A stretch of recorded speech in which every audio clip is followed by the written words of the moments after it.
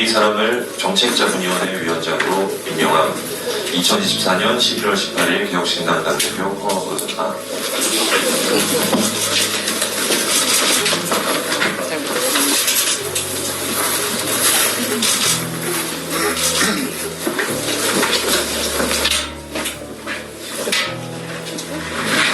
앉아서 네.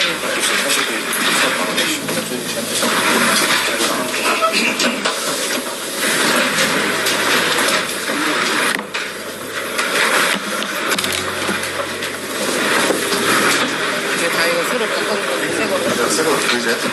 좋네. 이제 안 내려가. 이게 새 거로. 강노수님 소감 네네. 나누시죠. 예예. 오늘 임명장을 받으신 강노석 위원장님의 소감 한 말씀 부탁드리겠습니다. 안녕하세요. 권노성입니다. 사실 정치의 완성은 국민과 함께 정책을 구현해서 더 나은 내일을 만드는 것이라고 생각합니다. 과연 우리 정치가 지금까지 이런 걸 잘해왔을까? 저는 부담스럽게도 아니라고 생각을 합니다. 지금 많이 이야기되고 있는 저출산 고령화나 경제성장 등의 들어와 건강보험이나 국민연금보험 개혁 다 20년 된 과제들입니다. 그러면 그동안 20년 동안 과연 우리는 무엇을 했을까요? 사실 별로 달라진 것은 없고 점점 상황은 나빠지고 있다고 생각합니다. 과연 의지가 없던 것인지 아니면 정책 방향이 잘못된 것인지 지금쯤은 한번 생각해볼 필요가 있다고 생각합니다.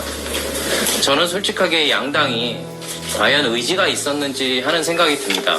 당장 선거에서 이기는 것에만 집중하고 정작 정책의 개발이나 그 문제 해결을 위해서 노력을 했다고 생각하진 않습니다.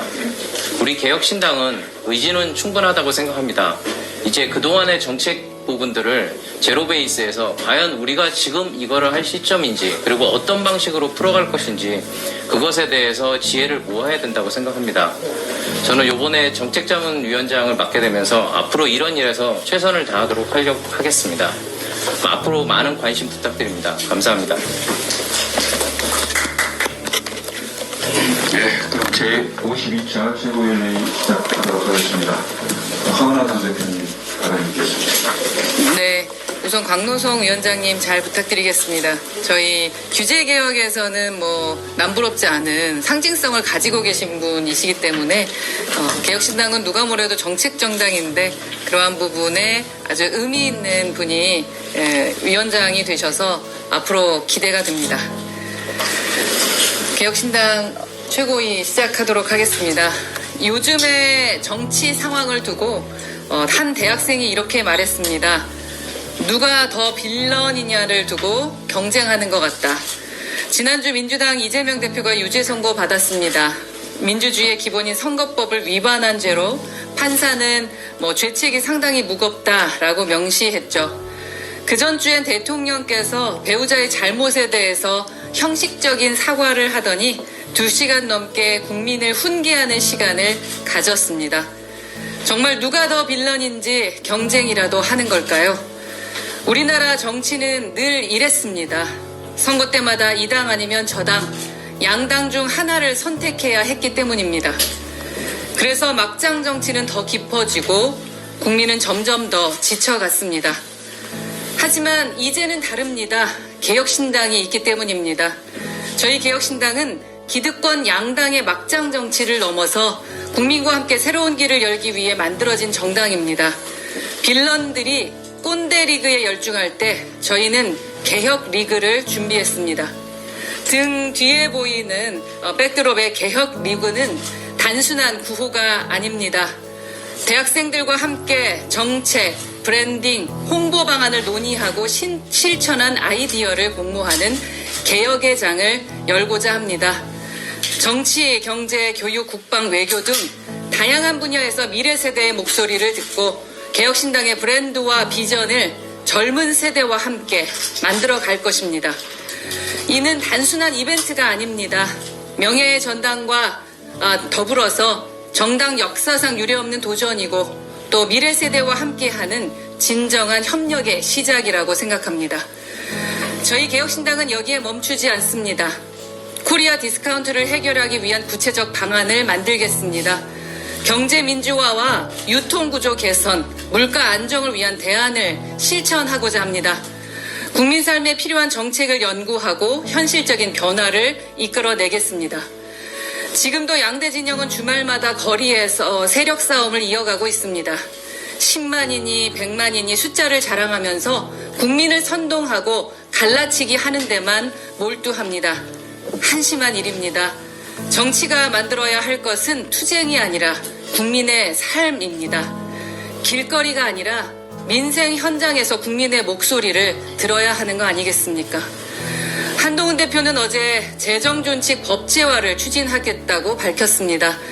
그 전에 자신이 당대표가 되면 최상병 특검법을 발의하겠다고 했던 약속부터 지켜야 할 것입니다. 약속을 지키는 저희 개혁신당은 국민과 함께 새로운 길을 만들어 갈 것입니다. 혼란 속에서도 멈추지 않겠습니다. 국민과 함께 희망의 정치를 만들어 가겠습니다. 개혁의 길은 이제 시작입니다. 기득권 양당에게 촉구합니다. 제발 정신 차리고 미래로 좀 나아갑시다. 이상입니다. 예, 원내대표 손아랍입니다. 이재명 대표님 진짜 쉽지 않으신 것 같습니다. 법률적인 부분이야 법원과 변호사들이 알아서 할 부분이라 치지만 정치적으로 이재명 대표에 대한 엄벌 반작용이 별로 없는 것 같습니다. 한번 생각해 보십시오. 윤석열 대통령, 김건희 여사는 이미 국민 밉상입니다. 지지율이 17%, 19%, 좀 잘 나와도 20% 초반 하고 있는 정도인데요. 그렇게 국민 밉상이 대통령이 야당 대표를 부당하게 탄압한다라고 한다면 우리 국민들 가만히 계시겠습니까? 가만히 안 계실 겁니다. 난리가 났을 겁니다. 그런데 지난 주말에 이재명 대표 방탄 집회, 그게 이름이 뭐였든 간에 실질은 방탄 집회 같은데요. 별로 뜨겁지 않았던 것 같습니다. 우리 국민들께서는 다 느끼고 계신 것 같아요. 이게 정말 죄 없는 불쌍한 야당 대표를 대통령이 탄압하는 게 아니라는 것을 말입니다. 그래서 저는 이 정도로 국민들께서 이재명 대표에 대해서 피선거권을 박탈하는 것에 큰 문제의식을 느끼지 않고 있으시다면 이재명 대표는 정치적으로 살아나갈 길이 없다라고 생각합니다. 그러면 이제 오히려 이재명 대표로서는 법률적으로 살아나갈 길을 찾아봐야 되는 상황인 것 같아요. 차라리 자백하십시오. 이재명 대표님, 조국 대표 내외의 길을 가지 마시고요. 끝까지 법원하고 싸우려고 법관 뭔가 협박하고 있는 죄 없다고 뻗대지 마시고 솔직하게 본인의 죄를 뉘우치고 제대로 사과한다면은 조금이나마 법률적으로 살아나갈 구멍이 보일지도 모릅니다. 그런데 끝까지 뻗대신다면은 정치적으로 살아나갈 길도 없는 상황에서 엄벌을 면하기 어려울 것이다 라는 생각이 듭니다. 지금 이제 더불어민주당에서 돈을 내는 진성당원이 200만이 넘는다, 민주주의 하고 있는 국가에서 가장 큰 정당이다 이런 얘기들 하는데요. 본인의 당대표가 부당하게 탄압을 받고 있다라고 느낀다면은 그분들이라도 다 뛰쳐나와야 되지 않겠습니까? 네, 그런 상황이 아니거든요. 결국은 만약에 항소심에서도 엄벌이 나와서 피선거권 박탈이 된다면 더불어민주당 분들이 얼마나 무서운 분들인데 이재명 대표 그때도 챙겨주시겠습니까? 결국 본인 살 길은 본인이 찾아야 되는 상황이다 라고 생각이 됩니다. 그래서 이재명 대표님 이제 너무 그렇게 무리하게 하시지 마시고 본인과 가족을 지키는 길을 생각해 보시기를 바란다라는 말씀드립니다. 이상입니다.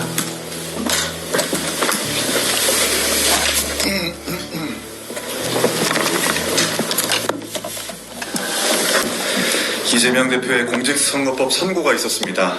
유죄로 인정된 것은 고 김문기 씨와 이재명 시장이 찍은 사진을 두고 마치 골프를 친 것처럼 조작했다고 말한 허위의 사실과 백현동 개발 관련 협박이 있었다는 발언입니다. 결과적으로는 제가 공개했었던 김문기 씨와의 사진으로 이재명 대표는 유죄를 선고받게 됐습니다. 막중한 책임감을 느끼면서 재판부의 결정을 존중합니다. 이번 판단은 재판부를 향한 노골적인 물리적 압력, 정치적 압박에도 법은 결코 흔들리지 않는다는 사법부의 단호함이자 결코 흔들리지 않겠다는 의지입니다. 당선을 목적으로 한 허위사실의 공표가 민주주의의 근간을 흔드는 이 시대의 선거 범죄가 얼마나 중대한 것인지 경종을 알리게 된 계기입니다. 나머지 2심과 3심의 판단도 어떤 외압에도 흔들리지 않고 현명한 결정이 나오길 기대합니다. 아니나 다를까 더불어민주당의 사법불복은 도를 넘고 있습니다. 검찰을 공격하는 것은 물론 공소장을 복붙했다며 재판관을 힐난하고 있습니다. 이제는 판사까지 탄핵할 기세입니다. 이 시대의 입법부의 사법불복이 얼마나 심각한지 보여주는 대목입니다. 아무리 발악해도 안 되는 것은 안 되는 겁니다. 이재명 대표의 입에서 나온 거짓말을 때법으로 무마할 수는 없습니다. 판사를 겁박하는 방식으로는 진실을 감출 수는 없습니다. 저는 오는 2심에서 이 재판 결과가 뒤집어질 거라고 생각합니다. 유죄가 무죄가 되는 것이 아니라 무죄가 유죄가 되는 더 강한 형량으로 결과가 뒤바뀔 거라고 확신합니다. 이재명은 김문기를 알고 있습니다. 고 김문기 씨가 수차례 제방에서 시장과의 친분을 인증하기도 했고 또 김 처장이 갖는 행정적 지위는 이재명 시장이 모를 수 없는 위치에 있었습니다. 대장동의 특수목적법인 성남의 뜰에서 일반 기업을 상대로 이익을 주장해야 하는 김 처장은 이재명의 공약이었습니다. 이재명 시장이 직접 사인한 수많은 결제 문서에 등장했던 그 이름, 중간 간부의 역할이었음에도 직접 보고했던 지위, 함께 술도 마시고 식사까지 한 김 처장을 모른 채 하는 것은 결국 대장동 사건을 부인하기 위한 이재명의 선택적 망각일 뿐입니다. 고 김문기 씨의 아내분께 직접 연락이 왔습니다. 지금의 판결이 다는 아니지만 증인을 자초해준 덕분에 조금은 위안이 됐다고 말씀하십니다. 그러면서도 매우 고통스러운 나날을 보내고 있다고 전해주셨습니다. 고 김문기 씨의 따님이 올해 수능을 봤다고 합니다. 정말 안타까운 건 아버님을 잃은 충격으로 수능 시험장에도 숨쉬는 비상약을 챙겨갈 정도로 힘들어하고 있습니다. 그런 딸을 둔 어머니는 해줄 수 있는 일이 없다는 것이 가장 힘들다고 호소합니다.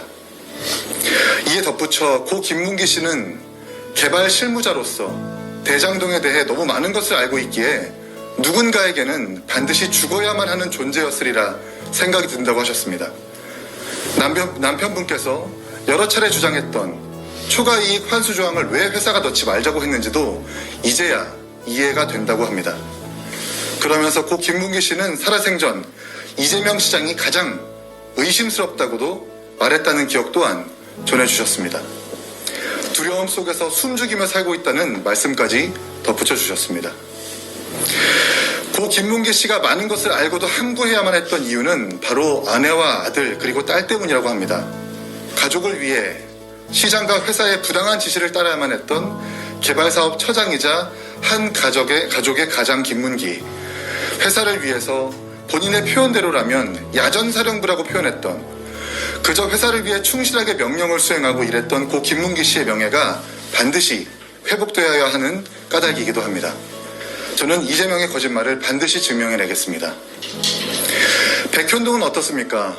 1,000장 갖고 온 모든 공문을 확인해도 협박으로 볼 만한 문구는 없었습니다. 100번 양보해서 협박이라고 하더라도 백현동 개발의 핵심은 바로 비리 개발이라는 겁니다. 본인의 변호사 사무장이자 선대위에서 활동했던 김인섭 씨가 깊이 연관된 이 개발 사업이 과연 국토부의 협박으로 이루어졌겠습니까? 국토부가 본인의 측근인 김인섭 씨에게 개발 이권을 주라고 협박했겠습니까? 종전까진 2단계 용도 변경만 검토하다 김 씨가 연관되자마자 4단계 용도 변경을 결정해서 괴물 옹벽 아파트를 만든 것도 모두 국토부의 협박 때문입니까? 망상도 이 정도면 병입니다. 더 이상 더불어민주당은 지지자를 앞세워 재판부를 향해 공격을 가하는 사법 조리돌림과 전대미문의 사법 불복을 그만둬 주십시오. 나쁜 짓 하면 혼나고 죄 지으면 벌 받는 게 당연합니다. 정치 보복이라며 죄 짓고도 책임을 안 지려는 얕은 수법은 이제는 안 통합니다. 더 이상 이런 식의 이재명의 정치가 대한민국을 갈라놓게 해서는 안 됩니다. 괜히 멀쩡한 국민을 끌어들여서 본인들의 불안함을 표현하지 말아 주십시오.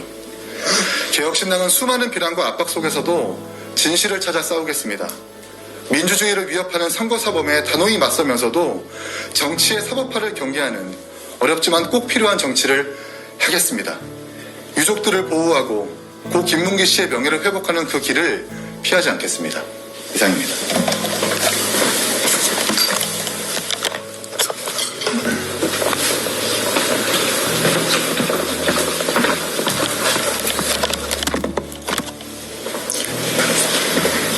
잘못한 정당과 정권은 반드시 심판받고 망해야 합니다.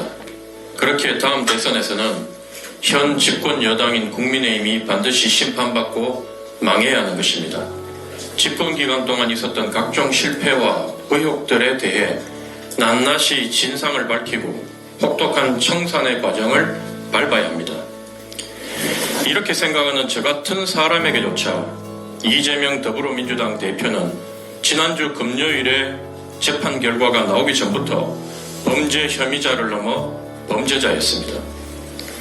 법률이 없으면 범죄도 없고 형벌도 존재하지 않는다는 법치주의와 형사 피고인은 유죄 판결이 확정될 때까지 무죄로 추정된다는 무죄 추정 원칙 때문에 차마 이재명 범죄자라고 공개적으로 외치지 못해서 그렇지 제 가슴 속에 피고인 이재명은 이미 오래전부터 범죄자 이재명이었습니다. 이재명같이 파렴치하고 뻔뻔하고 위험한 인물이 대한민국 제1 거대 정당의 당대표이자 차기 대선 후보군 1위를 달리는 모습에서 이 나라 미래에 대해 얼마나 큰 불안감과 위기감을 느꼈는지 모릅니다. 그런 범죄자 이재명이 비상식적인 논리와 거짓말로 국민을 속이고 그 과정에서 애꿎은 목숨들이 여럿 사라졌음에도 그 추종 세력들은 광기에 가까운 집단 행동과 궤변으로 우리 사회의 안정을 위협하는 모습에서 피가 거꾸로 솟는 분노를 느꼈던 게 한두 번이 아닙니다. 2020년 10월 16일 당시 경기도지사였던 이재명 씨가 민주주의의 최후의 보루, 인권 옹호의 최후 보루로 불리는 사법부의 현명한 판단에 경의를 표한다며 자신에게 무죄를 준 재판부의 연신 머리를 조아리던 모습이 지금도 생생합니다. 그랬던 이재명 대표와 더불어민주당 사람들이 2024년 11월 15일에는 검찰 독재 정권의 이재명 대표 죽이기, 정적 말살 시도의 판결로 화답한 것, 법치가 질식하고 사법처리가 무너진 날, 정치 검찰의 조작 수사에 사법부가 손을 들어줬다라며 사법부에 폐악 부리는 모습을 목도하게 됩니다. 실로 기득권에 쩔어 남의 돈, 남의 목숨 우습게 여기는 요즘 좌파들의 그 얕고 천박한 본전을 다시 한번 확인하는 순간입니다. 지금까지 드러난 것만으로도 이재명 현 더불어민주당 대표가 명백한 범죄자라는 사실을 대다수 우리 국민들은 충분히 알고 있습니다.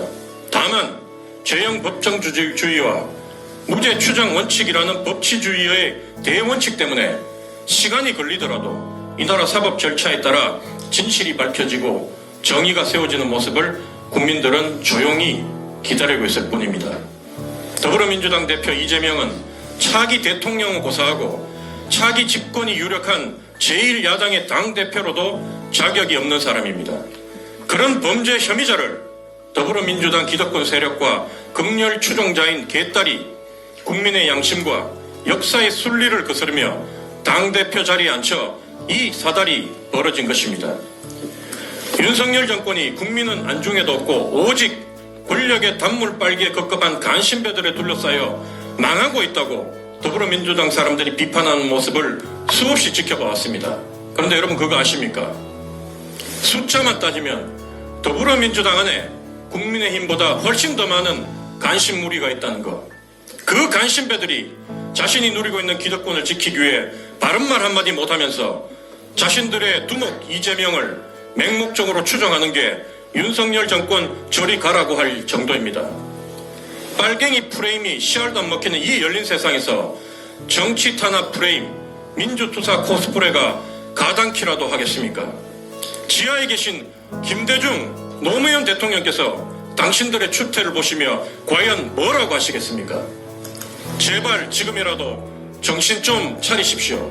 지금이라도 정신을 차려서 입만 열면 거짓말하고 사람 죽게 만드는 그런 범죄자를 당대표로 세우지 말고 정직하고 진실된 사람을 당대표 세우고 차기 대선 후보로 만들어 여러분들이 그토록 원하는 검찰 독재 없는 나라, 사법정의가 바로 선 세상 꼭 한번 만들어 보십시오. 말 좀 못하고 토론 좀 못하면 어떻습니까?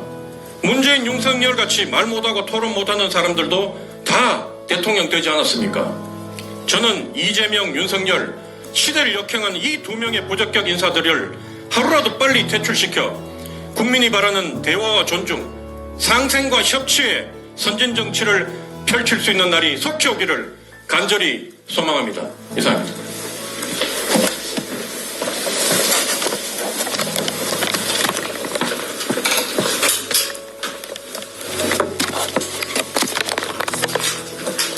이주영입니다. 어제는 순국선열의 날이자 세계 이른둥이의 날이었습니다. 오늘의 우리를 존재하게 해주신 분들을 기억하며 내일을 함께 만들어 나가라는 뜻깊은 날이 아닐 수 없습니다. 우리나라에는 아직 널리 알려져 있지 않지만 세계 각국에서는 이날을 세계 이른둥이의 날로 기리며 각 도시의 랜드마크를 보랏빛 불로 밝혀 희망과 응원의 마음을 보냅니다. 인간사의 희로애락이 모두 담긴 곳이 병원이라지만 그 중에서도 가장 극적인 절망과 희망, 그리고 세상에서 가장 애달픈 기도와 놀라운 기적이 매일같이 넘실대는 곳은 바로 이른둥이들이 머무는 신생아 집중치료실입니다. 저는 이른둥이들을 돌보는 의료진들로부터 어려운 상황에서도 결코 포기하지 않는 용기와 막다른 길에서도 내가 지켜야 할 것들을 포기하지 않는 결단을 배웠습니다.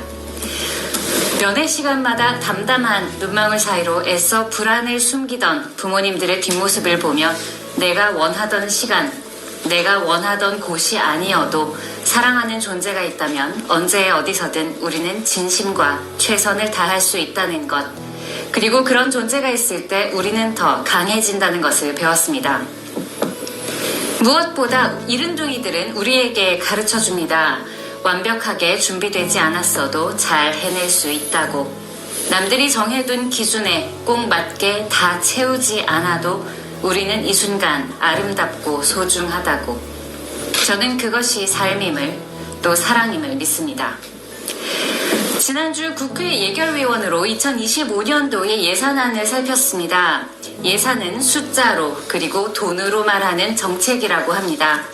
국가의 방향과 마음이 어디에 있는지 투명하고 노골적으로 볼 수 있는 시간이었습니다. 가장 먼저 삭감되고 가장 마지막까지 방치되고 아무도 신경 쓰지 않는 예산들, 바로 이른둥이와 학대아동과 소외된 청소년들에 대한 국가의 마음입니다. 합리적인 어른들의 냉정을 적나라하게 손으로 훑으며 제가 정치를 시작한 이유, 오직 개혁신당이었어야 하는 이유를 다시 한번 되새깁니다. 개혁신당은 소중한 것들을 위해 진심을 다합니다. 거대 양당에 준비된 큰 힘이 서로의 발을 걸고 반목과 분열에만 몰두한다면 그것은 국민을 위한 힘이 아닙니다. 개혁신당은 국민을 위한 진짜 힘을 키워갑니다. 한 걸음씩 자라고 나아가고 발전하고 있습니다. 저희는 새롭게 매일 다시 용기 내겠습니다. 개혁신당의 길에, 새로운 대한민국의 길에 함께 해주십시오. 감사합니다. 회의를 비공개로 진행하겠습니다.